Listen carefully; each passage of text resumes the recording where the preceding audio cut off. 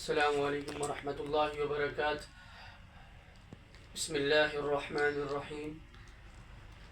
سیدنا عبداللہ ابن عمر رضی اللہ عنہما بیان کرتے ہیں، اخذ رسول اللہ صلی اللہ علیہ وسلم بمنکبی فقال، کہ نبی علیہ الصلوۃ والسلام نے میرے کندھوں پر ہاتھ رکھا اور فرمایا، کن فی الدنیا کأنک غریب او عابر السبیل، کہ تم دنیا میں اس طرح رہو کہ گویا کہ تم مسافر، یا جیسے مسافر یا ایک اجنبی رہتا ہے، یعنی دنیا میں اس طرح رہنے کی مثال دی جیسے ایک مسافر یا اجنبی۔ ایک مسافر ہوتا ہے پیسنجر، یعنی کہ کہیں پہ جاتا ہے کام کرنے کے لیے، دوسرے پردیس میں کام کرنے کے لیے، تو وہاں پہ کیسے رہتا ہے؟ بس اس کے ذہن میں ایک ہی چیز ہوتی ہے کہ بھائی کسی طرح میں اپنا کام کمپلیٹ کر لوں اور میں اپنے وطن واپس چلا جاؤں۔ تو اسی طرح ایک نبی علیہ السلام نے مثال دی کہ بھئی دنیا میں تم نے ایسے رہنا ہے کہ جس طرح بس تم نے کہ بس جو اللہ تعالیٰ نے ہمیں فرائض ادا کرنے کے لیے جو حکم دیا، اللہ نے ہمیں حکم دیا وہ کرنا ہے، جس سے روکا اس سے رکنا ہے، اور ہماری منزل جنت ہے۔ لیکن آج ہم اگر شادی شدہ ہے تو کیا اس کی مصروفیات ہیں؟ صبح اٹھتا ہے، جھاگتا ہے، ناشتہ کرتا ہے، کام پہ چلے جاتا ہے، رات آتا ہے، بیوی بچوں کے ساتھ کھیلتا ہے، اس طرح صبح ہو جاتی ہے، رات ہو جاتی ہے، پتہ ہی نہیں چلتا، زندگی گزر جاتی ہے۔ اور جو پیسے کمانے کے چکر میں لگا رہتا ہے وہ بھی اس دنیا میں وقت گزار لیتا ہے، بڑے مقام پہ پہنچ جاتا ہے، عہدے لے لیتا ہے، اس دنیا میں جتنا اس کی خواہشات ہوتی ہے لے لیتا ہے، لیکن اس دنیا سے بے رغبت نہیں ہوتا، اس دنیا میں مزے کر رہا ہوتا ہے۔ ایک انسان، اب ہم سوچ کے دیکھیں، موت تو آنی ہے، سب کا عقیدہ ہے الحمدللہ، ہم ایک انسان دنیا کمانے میں لگ جاتا ہے، دنیا میں مصروف رہتا ہے، اپنے دوستوں کے ساتھ پیسہ کماتا ہے، اتنا بینک بیلنس بناتا ہے، سب کچھ کرتا ہے، ایک وقت آتا ہے جب اس کا اجل آ جاتا ہے، اللہ کی طرف سے موت آ گئی، نہ تو اس کا پیسہ اس کو بچا پایا، نہ تو اس کے والدین، نہ تو اس کی اولاد، نہ تو اس کے دوست، نہ تو یہ دنیا والے جس کے لیے اس نے پوری زندگی خرچ کر دی، جس کے لیے کرنی چاہیے تھی اس اللہ کے لیے، اس کے لیے نہیں کی، لیکن دنیا کے لیے کر دی۔ اب کیا ہوگا؟ جن سے وہ محبت کرتا ہے وہ لوگ آئیں گے، اس کو اٹھائیں گے اور قبر کے اندر ڈال دیں گے، چلے جائیں گے من و من مٹی تلے ڈال کے چلے گئے۔ نہ تو ابو وہاں رکے گا، نہ تو امی وہاں رکے گی، نہ تو کوئی اور رکے گا، نہ تو کوئی دوست رکے گا، جتنی بھی اس دنیا میں جس سے بھی محبت ہے کوئی بھی نہیں رکے گا، بیوی بھی نہیں رکے گی، حتیٰ کہ اولاد بھی نہیں رکے گی، کوئی اس کے ساتھ قبر کے اندر نہیں جائے گا۔ اس نے جانا اکیلے، اس نے نبی علیہ السلام کا وہ حکم نہیں مانا کہ دنیا میں ایسے رہو جیسے کوئی مسافر رہتا ہے، اللہ کو راضی نہیں کیا، اللہ کو راضی نہیں کیا، دنیا میں صرف مگن کرتا رہا، مزے کرتا رہا اور چلا گیا۔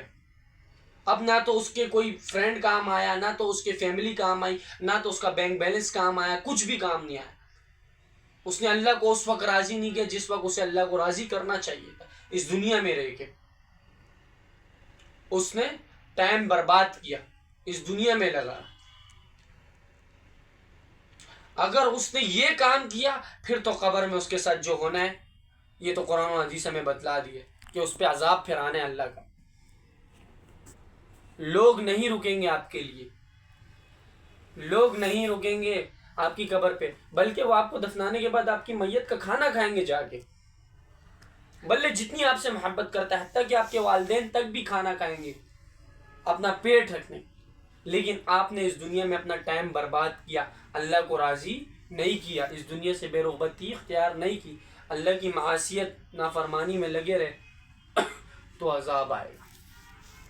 تو میرے بھائیو، دنیا میں اس طرح رہنا ہے کہ اللہ اور اس کے نبی کے جو احکامات ہیں، جن سے اللہ نے احکام دیے ہیں، حکم دیے ہیں، ہم نے وہ کرنے ہیں اور اس دنیا سے بے رغبتی اختیار کرنی ہے، صرف کام کا وقت چلانا ہے اور اللہ کو راضی کرنا ہے اس دنیا میں رہتے ہوئے۔